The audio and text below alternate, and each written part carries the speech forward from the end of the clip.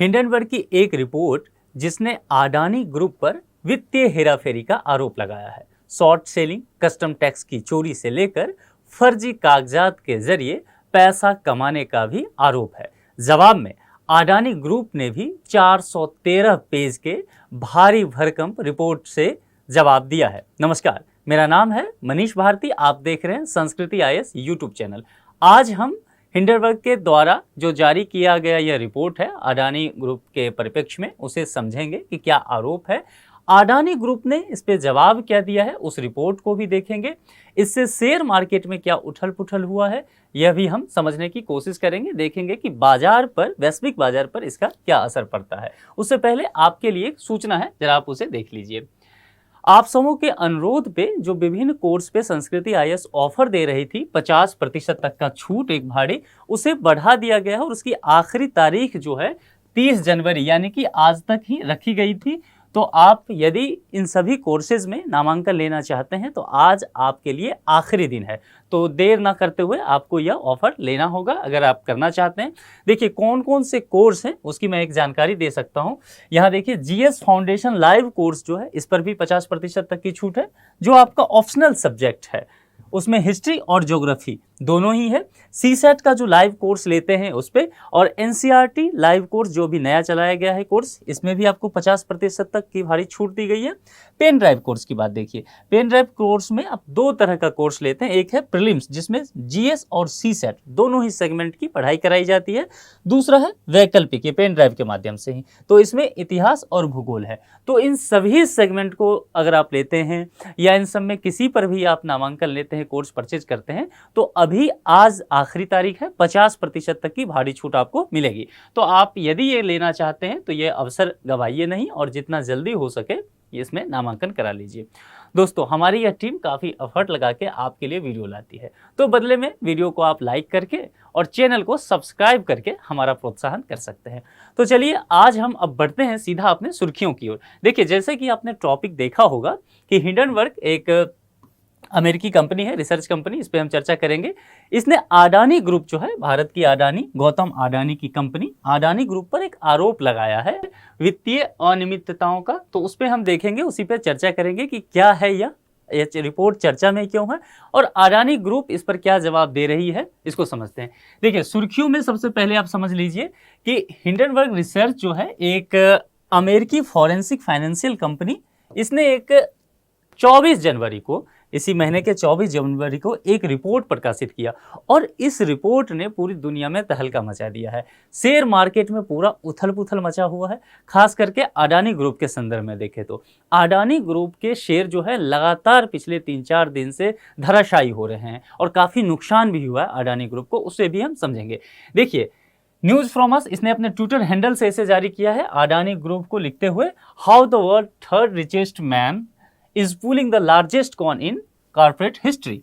ये कह रहा है कॉर्पोरेट हिस्ट्री में दुनिया का जो तीसरा सबसे अमीर आदमी है वह किस तरह से धोखाधड़ी किया है, उसके मामले में, उसी के बाबत एक विस्तृत रिपोर्ट दी गई है। और उस रिपोर्ट में बहुत सारे गंभीर सवाल खड़ा किए गए हैं अडानी ग्रुप पर, वित्तीय अनियमितताओं को लेकर के कि कैसे धोखाधड़ी की गई है, कैसे सेल कंपनियों के माध्यम से यह सब हेराफेरी का काम अडानी ग्रुप ने किया है। तो सबसे पहले समझ लेते हैं कि इस रिपोर्ट में क्या क्या आरोप लगाएंगे। देखिए सबसे पहले ये जान लीजिए कि इस रिपोर्ट में 88 क्वेश्चन पूछा गया है अडानी ग्रुप से, इस रिपोर्ट ने पूछा है। तो उसमें कुछ आरोप है, उस क्वेश्चन के माध्यम से ही उसको समझते हैं। सबसे पहली बात की गई है इस रिपोर्ट में कि अडानी ग्रुप पर आरोप है कि उसने टैक्स हेवन देश जो हैं, जैसे कि मॉरिशस हो गया या कई कैरेबियन कंट्री को आप जानते हैं, जहां पर जिसे टैक्स हेवन कंट्री कहा जाता है, यानी कि वहां से आपको हवाला कारोबार आसानी से हो सकता है, मनी लॉन्ड्रिंग के केसेस होते रहते हैं। और ये सभी देशें जो हैं, कंट्रीज जो हैं, ये क्या करते हैं, अपने जो बैंक अकाउंट इनके यहाँ होता है उसकी जानकारी संबंधित देश को देने से मना करते हैं। तो इन्हें माना जाता है टैक्स हेवन देश। ठीक है, यहाँ आरोप है हिंडनबर्ग का कि अडानी ग्रुप का इन देशों में काफ़ी जो है फर्जी कंपनियां हैं, सेल कंपनियां हैं, जिसके माध्यम से यह अडानी ग्रुप क्या करती है, धोखाधड़ी वित्तीय रूप से करते रहती है। और अडानी समूह की कंपनियों की हिस्सेदारी इन कंपनियों के पास है, ये जो फर्जी कंपनी है इसके पास है। ये एक पहला आरोप। उसके बाद शॉर्ट सेलिंग का आरोप भी लगाती है यह रिपोर्ट अडानी ग्रुप पर। शॉर्ट सेलिंग जो होता है, शेयर मार्केट का एक टर्म है, इसे हम समझेंगे थोड़ी देर में, ठीक है। अभी आप इसे समझ लीजिए कि शॉर्ट सेलिंग का भी एक बड़ा आरोप अडानी ग्रुप पर है। कस्टम टैक्स की चोरी की बात करता है और फिर यह रिपोर्ट कह रहा है कि अडानी ग्रुप जो है, जो आयात से जुड़े फर्जी कागजात तैयार करके काम कर रही है और अवैध कोयले का इंपोर्ट भी कर रही है, ठीक है। तो ये सारे आरोप हैं। कुछ आरोप और हैं, देखिए, बेनामी कंपनियों के जरिए डायमंड ट्रेडिंग का काम करती है। डायमंड ट्रेडिंग, आप जानते हैं अडानी ग्रुप का एक बड़ा जो इनकम है वो डायमंड ट्रेडिंग के द्वारा होता है। तो यह हिंडनबर्ग की रिपोर्ट कह रही है कि यह डायमंड ट्रेडिंग का जो काम कर रही है अडानी ग्रुप, वो कैसे बेनामी कंपनियों के जरिए कर रही है। अब वहां यहां देखिए, आय और बैलेंस शीट में हेरा फेरी का भी आरोप है। कितनी लेनदारी है, कितनी देनदारी है, कितना मुनाफा हुआ है, इन सबों में ये कंपनी, इस रिपोर्ट का कहना है कि यह कंपनी जो है यह झोल झाल कर रही है। अडानी समूह पर कर्ज का भारी बोझ है। एक आंकड़ा भी पेश करती है यह रिपोर्ट कि किस बैंक से अडानी समूह ने कितना लोन लिया है, और कभी यह जो गुब्बारा है अडानी ग्रुप का फट जाता है तो इस बैंक सब पर क्या असर पड़ेगा। आप जान भी रहेंगे, कई बैंकों की स्थिति इससे थोड़ी बहुत डमाडोल हुई भी है इस रिपोर्ट को निकलने के बाद, जारी होने के बाद, ठीक है। इसे आगे समझिए। अब जैसा कि मैंने आपको कहा था, शॉर्ट सेलिंग की बात यह रिपोर्ट करती है। तो शॉर्ट सेलिंग होता क्या है, सबसे पहले इसे समझ लीजिए। यह शेयर मार्केट का एक टर्म है, ठीक है। और शेयर मार्केट में ब्रोकर जो से रिलेटेड चीजें हैं, इसमें क्या होता है, जो व्यक्ति यह काम करता है वह मार्केट जब गिर रहा होता है, शेयर मार्केट जब गिर रहा होता है, उससे पैसा कमाने का तरीका वो निकालता है। मोटा मोटी इसे आप एक लाइन में ये समझ लीजिए कि जब मार्केट की स्थिति अच्छी ना हो ना, तब ऐसे जो शॉर्ट सेलिंग करने वाले लोग होते हैं, सेलर होते हैं, उनको मुनाफा होता है। ये कैसे होता है समझ लीजिए। कोई, मान लीजिए कोई व्यक्ति है, उसके पास शेयर ओरिजिनली नहीं है, ठीक है, लेकिन फिर भी वह शेयर बेचता है। देखिए कितने चालाकी का बात है कि शेयर उसके पास है नहीं, लेकिन फिर भी वह शेयर बेच रहा है। कैसे ये होता है, तो शॉर्ट सेलर को उम्मीद यदि हो जाता है, मार्केट की स्टडी वो करता है, उसकी समझदारी इतनी है कि वो समझ जाता है कि अभी जो शेयर है, मान लीजिए जोमेटो का शेयर है, तो उसे लगता है कि जोमेटो का शेयर जो है आगे चल के 2-4 दिन 10 दिन में 60 रुपये के स्तर तक टूट सकता है। उसे लगता है कि मान लीजिए किसी कारणवश अभी जोमेटो का शेयर जो है 100 रुपया तक आ गया है, लेकिन यह स्थिति होनी नहीं चाहिए थी, ठीक है। मार्केट की कोई ऐसी गतिविधि हुई है जिस वजह से अचानक से उछाल आ गया है जोमेटो के शेयर में, तो उसे अंदाजा है कि यह शेयर फिर से जो एवरेज लेवल पे है 60 रुपये के आसपास तक यहां तक पहुंच जाएगी, ठीक है। तो यहां से ये क्या करता है, जो किसी व्यक्ति के पास जोमेटो का शेयर है, नहीं बिक रहा है, उससे जाके ये बात करता है ये शॉर्ट सेलर, और कहता है कि आप जो है अपना पोर्टफोलियो हमें दे दीजिए, हम आपके बदले बेच लेते हैं, ठीक है। और यह वहां क्या करेगा, 100 रुपये का शेयर उससे ले लेगा, उधार ले लेगा, ध्यान रखना है, ब्रोकर से। और यह उधार लेकर के क्या करेगा, दूसरे निवेशक सबके पास पहुंच जाएगा और उससे यह एहसास दिलाएगा कि देखो ये तो अभी 100 रुपये का है, मार्केट चढ़ रहा है, ये 100 से 150 होगा, 160 होगा, तो तुम क्या करो, इस जोमेटो के शेयर को परचेज कर लो, ठीक है। जबकि इसे पता है कि यह टूटेगा मार्केट, यह गिरेगा इसका शेयर, तो इसने इसे दे दिया। अब जब इसे दे दिया तो ये 100 रुपया इसे देगा, क्योंकि खरीदने के लिए 100 रुपये पे तैयार था, तो दूसरा निवेशक इसे सेलर को, इस सेलर को, शॉर्ट सेलर को 100 रुपया दे देता है। अब यह मार्केट जैसा कि वो समझ भी रहा था 60 रुपये तक गिर गया, ठीक है। जब यह मार्केट 60 रुपये तक गिरेगा तो यह जो शॉर्ट सेलर था इसके शेयर को अब खरीद लेगा, जोमेटो के शेयर को खुद ही उसने खरीद लिया, क्योंकि अब कम पैसे पे अवेलेबल है। खरीद के और क्या किया, ये जो ब्रोकर जिससे इसने लिया था इसे लौटा देगा 60 रुपये का। अब अगर आप देखेंगे तो यहां पर इसे 40 रुपये का मुनाफा होगा। ये 40 रुपया जो है पर शेयर का उसे मुनाफा होता है। तो यह एक तरह से एक खेल है, एक गेम है शेयर मार्केट का, आप ऐसा समझ सकते हैं। तो आरोप है कि यह जो कंपनी है अडानी ग्रुप जो है, इस तरह का काफी काम कर रही है कई सेल कंपनियों के माध्यम से, और अडानी ग्रुप भी ऐसा काम कर रही है। ये हिंडनबर्ग की रिपोर्ट का भी एक बड़ा दावा है। देखिए कितनी सच्चाई है इस रिपोर्ट में, ये अभी किसी को नहीं पता है, इस पे काम किया जाएगा, अभी जांच होगी तो ये सब पता चलेगा, लेकिन ऐसा दावा तो है। अब जरा ये समझ लेते हैं, ये जो कंपनी है हिंडनबर्ग रिसर्च जो ये रिपोर्ट वगैरह जारी करते रहती है, इसका थोड़ा ट्रैक रिकॉर्ड देखते हैं कि आखिर ये क्या बला है जिसने अडानी ग्रुप को अचानक से घुटनों पे ला दिया है, ठीक है। अब अगर आप देखें तो इसने कई रिपोर्ट्स निकाला है, समय समय पर ऐसी कार्रवाई ये करती रहती है, और ऐसा करके इसने कई कंपनियों को बर्बाद कर दिया है, वित्तीय रूप से दिवालिया कर दिया है कई कंपनियों को इस हिंडनबर्ग के रिपोर्ट ने। अगर आप देखें ब्लूमबर्ग की एक रिपोर्ट के मुताबिक हिंडनबर्ग ने साल 2020 के बाद, साल 2020 से अभी तक 30 कंपनियों की रिसर्च रिपोर्ट जो है उजागर किया है। और इस 30 कंपनियों में जो हालत हुआ है इनका, ये औसतन 15% तक इनका शेयर जो है टूट गया है, यानी कि नीचे लुढ़क गया। जिस जिस कंपनी के बारे में इसने रिपोर्ट जारी कर दिया, उस कंपनी की स्थिति बहुत खराब हो गई शेयर मार्केट में, यानी कि लोगों का विश्वास टूट गया। तो आप दूसरे शब्दों में कह सकते हैं कि हिंडनबर्ग रिसर्च पे जो इन्वेस्टर होते हैं उनका यकीन बहुत अच्छा है, इसका ट्रैक रिकॉर्ड बहुत अच्छा रहा है रिपोर्ट जारी करने में, रिसर्च करने में, इसलिए लोग इस पे बहुत यकीन करते हैं। और यही कारण हुआ है कि इसने जैसे ही अडानी ग्रुप के खिलाफ रिपोर्ट दिया, बस फिर से अडानी ग्रुप का शेयर टूटना शुरू हो गया है। अगर आप अडानी समूह की बात करें, जैसे ही अडानी ग्रुप को अभी दिया है, तो आप देखेंगे इसके कंपनी का जो है 25% से अधिक टूट चुका है इसका शेयर अडानी ग्रुप का। उस पर हम अभी और डिटेल से चर्चा करेंगे। अब जैसे इसने रिपोर्ट आया तो आप देख लेते हैं थोड़ा बिंदुवार स्थिति से कि अडानी ग्रुप पर इस रिपोर्ट का एग्जैक्टली क्या प्रभाव पड़ा है। देखिए 2022 में ऐसा हुआ था, पिछले साल जो बीता था, दुनिया के जितने भी टॉप 15 या 25 अमीर लोग जो थे, उन सबों को नुकसान झेलना पड़ा था। ठीक है, मंदी की सुगबुगाहट थी, सबको थोड़ा बहुत नुकसान झेलना पड़ा। एक ऐसे व्यक्ति गौतम अडानी और उनकी अडानी समूह कंपनी थी जो बहुत अधिक नुकसान में नहीं थी, बल्कि बहुत ज़्यादा इनको मुनाफा ही हुआ था, बहुत ज़्यादा इन्होंने दौलत कमाया था 10 अमीर लोगों में अगर कहें तो। ठीक है, ये चौथे स्थान पे आ गए थे अभी। अब देखिए फोर्ब्स बिलियंस इंडेक्स, ये जो है अमीर लोगों की लिस्ट जारी करती है रियल टाइम, यानी कि हर घंटे ये बताते रहेगी कि कौन अभी जो है दुनिया में टॉप 10 पे है या क्या स्थिति है। तो गौतम अडानी की जो नेटवर्थ में 18% की गिरावट आई है इस रिपोर्ट के बाद। आप समझ सकते हैं कि गौतम अडानी जैसे ही ये रिपोर्ट निकलता है तो 18% तक उनके नेटवर्थ में गिरावट आ गई। अब 18% नेटवर्थ में गिरावट का मतलब आप समझ सकते हैं कि जो व्यक्ति फोर्ब्स मैगजीन की रियल टाइम रिपोर्ट के अनुसार, उसके लिस्ट के अनुसार अमीरों की सूची में चौथे स्थान पे था, वो आदमी सीधा खिसक करके 9वें नंबर पर पहुंच गया है। अब देख रहे हैं कि ये बिलियनर्स का एक निकाला है व्हाट्स रियल टाइम के अकॉर्डिंग, ये फोर्ब्स का है।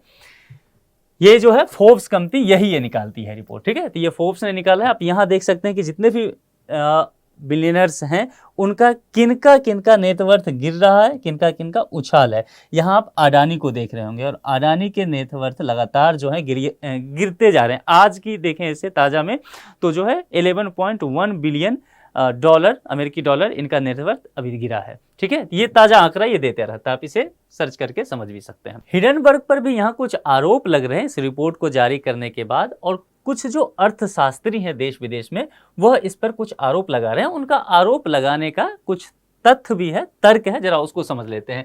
जैसे ही इसने 88 सवाल किए तो कुछ प्रश्न आए, और प्रश्न में पहला प्रश्न आया कि ये जो खुद को एक्टिविस्ट शॉर्ट सेलिंग बताने वाली कंपनी है, कहीं ये मुनाफा भुगताने के जुगाड़ में तो नहीं है, कहीं से इसको धन मिल तो नहीं रहा है कि आप रिपोर्ट जारी कीजिए। क्योंकि अभी आप देखेंगे देश में भी और दुनिया भर में अडानी पर काफ़ी नज़र है सभी की, क्योंकि बहुत तेज़ी से ही आगे बढ़े हैं अचानक से। तो ऐसा शंका जाहिर किया जा रहा है कि क्या हिंडनबर्ग को कहीं से धन मिला हो या कहीं से ये प्रेरित हो इसे कि आप अडानी ग्रुप के खिलाफ ऐसा रिपोर्ट जारी कीजिए। और आपके ट्रैक रिकॉर्ड को देखते हुए जो भी इन्वेस्टर हैं, शेयर मार्केट है उसमें उथल पुथल मचना तय है और अडानी ग्रुप का शेयर गिरेगा, अडानी ग्रुप नुकसान में जाएगा, जो कि हुआ भी है। तो इस पर भी एक शंका तो बनता ही है। ठीक है, दूसरा टाइमिंग को लेकर के बात की गई है। रिपोर्ट की टाइमिंग को लेकर के हर कोई प्रश्न खड़ा कर रहा है, और टाइमिंग का मतलब क्या है, क्यों ऐसा हो रहा है कि देखिए 24 तारीख को ये रिपोर्ट आया था। ठीक है, 24 जनवरी को ये रिपोर्ट जारी करती है हिंडनबर्ग रिसर्च, और पहले से पता है कि अडानी ग्रुप जो है 27 जनवरी को शेयर मार्केट में सेकेंडरी शेयर लाने वाली थी। ठीक है, और अब तक का सबसे बड़ा 20,000 करोड़ रुपए का एफपीओ भी लाने वाली थी। एफपीओ यानी कि फॉलो ऑन पब्लिक ऑफर। अब यह है कि 20,000 करोड़ रुपए का एफपीओ आने वाला था, लेकिन अब प्रश्न इस रिपोर्ट के बाद हो गया है कि इस एफपीओ को खरीदेगा कौन, इसके कौन से खरीदार अब मिलेंगे और कितना पैसा मिलेगा, यह भी देखने की बात है। आप जानते हैं कि अडानी ग्रुप का जो है 7 कंपनी जो है, ठीक है, शेयर मार्केट में लिस्टेड है। तो इन सभी 7 कंपनी पर अडानी ग्रुप को नुकसान झेलना पड़ रहा है। ठीक है, तो इसके टाइमिंग को लेकर के प्रश्न किया जा रहा है। अब इस रिपोर्ट के जवाब में अडानी ग्रुप ने कुछ कहा है, उसे समझ लीजिए कि इसका क्या तर्क है। देखिए, अडानी ग्रुप कह रही है कि आपने जो ये 88 क्वेश्चन मुझसे पूछे हैं, इसके जवाब में इसने क्या किया है, ये काफी लंबा चौड़ा जो है एक 413 पेज का एक रिपोर्ट पेश करती है। ठीक है, अडानी ग्रुप जो है जवाब जो दे रही है 413 पेज का भारी भरकम रिपोर्ट पेश कर रही है। ठीक है, और उसमें बिंदुवार इसका जवाब दे रही है हिडनबर्ग के रिपोर्ट का। तो उसमें पहली बात तो इन्होंने कहा है कि देखिए, आपने जो अपने रिपोर्ट में जो चीजें डाली है वो भ्रामक है, उसका कोई फैक्ट नहीं है, आपने सिर्फ आरोप लगाए हैं, उस आरोप का आधार क्या है वह तो आपने बताया नहीं, आपने कभी सबूत नहीं दिया कि कहां से आप ये हमारे ऊपर आरोप लगा रहे हैं। दूसरा, यह अडानी ग्रुप कह रही है कि आपने जो डेटा लिया है ना, वह दरअसल सिलेक्टिव डेटा है और उस सिलेक्टिव डेटा को आप अपने अनुसार, अपने हित के अनुसार व्याख्या करके मेरे ऊपर गलत जानकारी फैला रहे हैं। ठीक है, यहां बहुत इंटरेस्टिंग फैक्ट है, इसको समझिए। अडानी ग्रुप कह रही है कि यह जो आरोप लगाया जा रहा है अडानी ग्रुप पे, दरअसल यह हिडनबर्ग जो रिसर्च है, यह अडानी ग्रुप पे अटैक नहीं कर रही है, किसी फर्म पे अटैक नहीं कर रही है, बल्कि यह भारत पर अटैक हो रहा है। ठीक है, यानी कि राष्ट्रीयता का कार्ड खेलती नजर आ रही है अडानी ग्रुप यहाँ पर। अडानी ग्रुप का कहना है कि यह भारत और उसके संस्थानों की गुणवत्ता, ईमानदारी और स्वतंत्रता पर हमला है। इसके कहने का मतलब है, ये कह रहे हैं कि यदि आप कह रहे हैं कि हमारी कंपनी ने धोखाधड़ी की है, इसका मतलब आप भारतीय कोर्ट पे प्रश्न कर रहे हैं, आप भारत की सरकार पे प्रश्न कर रहे हैं, आप जांच एजेंसियों पे प्रश्न कर रहे हैं, जो एजेंसियां क्रेडिट देती है कंपनियों की उस पर आप प्रश्न खड़ा कर रहे हैं। दूसरा ये कह रहे हैं कि हमारी कंपनी जो जांच करवाती है ना, वो ग्लोबल कंपनी से आप क्रेडिट करवाती है, सर्वे करवाती है वो, तो हम उसमें भला धोखाधड़ी कैसे कर सकते हैं। तो ये सब राष्ट्रीयता का भी एक कार्ड ये कंपनी खेलते आ रही है और कह रही है कि भारत की महत्वाकांक्षाओं और उसके विकास पर नियोजित हमला है। यानी कि भारत जो भी तेजी से आगे बढ़ रहा है, ग्रोथ कर रहा है, और उस भारत के ग्रोथ में अडानी समूह का एक बड़ा योगदान है। तो अडानी समूह पर हमला करके यह कोशिश किया जा रहा है कि भारत के इकोनॉमिक ग्रोथ को रोक दिया जाए। ठीक है, इस पर जवाब भी दिया हिडनबर्ग ने, जल्दी से ही इस पे अपना काम कर दिया, जवाब दिया। इन्होंने कहा कि आप जो है जो फ्रॉड किए हैं उसे राष्ट्रीयता की आड़ में मत छुपाइए, आपको फ्रॉड किए हैं तो उसका सामना करना पड़ेगा। ठीक है, इसके अलावा भी यदि आप देखें तो अडानी ग्रुप ने और कई बातें कही। उसने कहा कि देखिए, यह जो 88 क्वेश्चन आप मुझसे पूछे हैं ना, तो यदि आप मेरा एनुअल रिपोर्ट पढ़ लिए होते अडानी ग्रुप का, तो इस 88 क्वेश्चन में 65 क्वेश्चन का जवाब तो मेरे एनुअल रिपोर्ट में है। दूसरी बात यह कह रहे हैं कि इस 88 क्वेश्चन में आपने पब्लिक शेयर होल्डर्स को लेकर के जो प्रश्न किया है, साथ ही इस रिपोर्ट में प्रश्न किया गया थर्ड पार्टी को लेकर के जवाब मांगा गया है अडानी ग्रुप से। तो अडानी ग्रुप का कहना है कि देखिए, ये जो पब्लिक शेयर होल्डर्स होते हैं या थर्ड पार्टी होते हैं, इसकी जानकारी मेरे पास नहीं है, तो जाहिर सी बात है ये मेरी जिम्मेदारी बनती भी नहीं कि आपको उसके बारे में बताऊं, क्योंकि मेरे पास इसका कोई डेटा है ही नहीं, मेरी ये जिम्मेदारी ही नहीं बनती है। और यदि आप चाहें तो आप मेरा एनुअल रिपोर्ट पढ़ लें, ऐसा ये अडानी ग्रुप का कहना है। तो यही सब बातें चली आ रही है। अब देखने की बात होगी कि शेयर मार्केट और कितना गिरता है। देखिए, अगर आप देखेंगे अडानी ग्रुप का ये 4-5 दिन में, जब से 24 तारीख को ये रिपोर्ट आई है, उस दिन से अडानी ग्रुप का अगर मैं आपको नुकसान बताऊं तो तकरीबन 48 बिलियन अमेरिकी डॉलर का नुकसान हो चुका है। ये अपने आप में बहुत बड़ा आंकड़ा है। और जो चौथे नंबर पे वो अमीर लोगों के लिस्ट में थे, वो अब पहुंच गए हैं 90 नंबर पे। संभव है 2-3 दिन अगर ये लिस्ट और हवा में रहती है तो ये रिपोर्ट, तो संभव है वो टॉप 10 से भी बाहर हो सकते हैं। ये बहुत करारा झटका लगेगा उन्हें। तो ये समझ लीजिए, ये सभी चीज़ें पर अभी, इन सभी चीज़ों पर आपको नज़र बनाए रखनी है, क्योंकि अभी और बहुत अपडेट्स आने बाकी है। संभव है कुछ जांच एजेंसियां इस पे काम करें, आरबीआई और कई बैंक भी अब चौकन्ना हो जाए, तो इस सब पे आप नज़र बनाए रखिए। चलिए, इससे संबंधित एक प्रश्न है, और प्रश्न आज जो है आपके लिए मेंस का है, और 150 शब्द में इसका जवाब आपको कमेंट बॉक्स में देना है। प्रश्न क्या है?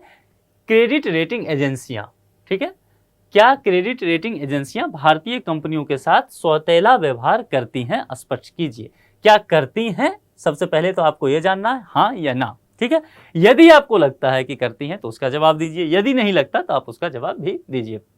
मैं उम्मीद करता हूं कि आज जितने टॉपिक पे हमने चर्चा किया है, ये आपके पठन पाठन को समृद्ध करने में सहायक सिद्ध होगा। जल्द ही हम किसी दूसरे टॉपिक के साथ आपसे मिलेंगे। अपना ख्याल रखिए। धन्यवाद।